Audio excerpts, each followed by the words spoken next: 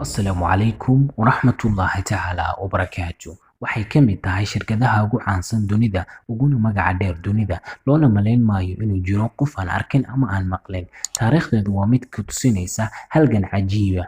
John Pemberton oo ahaa farmashiiste ayaa si aan ku talagal ahayn waxa uu isugu daray walxo kala duwan kuwaasoo uu rabay inuu ka sameeyo dawo, laakiin waxyaabihii kala duwanaa ee uu isku daray ayaa waxa uga soo baxay cabitaan aad u cajiib oo dhadhan macaan. Cabitaankaas ayaa maanta waxaa loo yaqaanaa Coca-Cola, waana mid ka mid ah cabitaanka ugu caansan dunida kaasoo laga helo adduunka oo idil.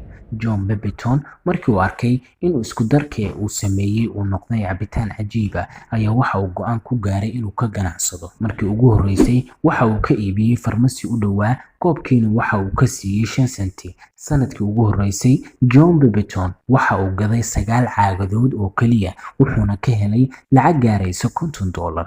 $73 wuxuu ku bixiyay xayeysiiska sharaabka, waxaadna arki kartaa inuu khasaaray $23. Sanado kadib, niman ganacsata ayaa kaga iibsaday ninkii aasaasay fikradiisii $2,300. Sanado kadib waxa ay noqotay shirkadda weyn ee aynu maanta wada naqaano oo laga helo cabitaankeeda magaalo walba oo dunida ku taal. Sidoo kale ay ka mid tahay shirkadda aan sirteeda ganacsi la ogeyn ama waxa uu ka samaysan yahay sharaabka Coca-Cola kaliya ay yaqaaniina 2 nin oo kaliya.